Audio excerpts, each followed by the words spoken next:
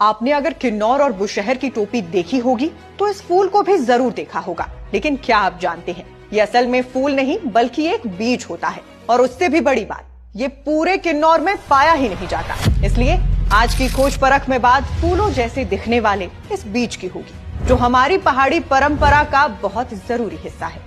तो जिस सफेद फूल को किन्नौरी या बुशहरी टोपी की पहचान माना जाता है, वो वास्तव में ऑरोक्जिलम इंडिकम नामक पेड़ का बीज है।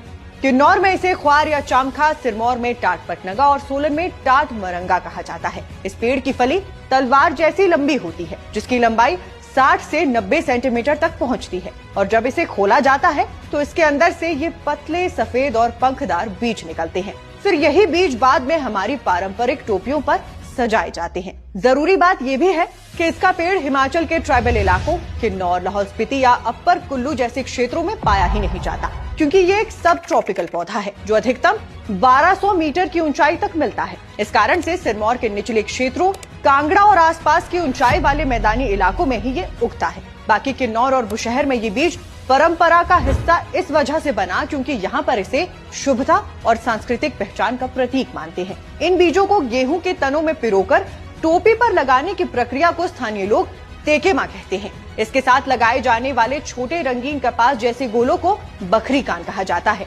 ख्वार, टाट पटनगा और बखरी कान, इन सब की वजह से किन्नौरी और बुशहरी टोपी का डिजाइन पूरा माना जाता है।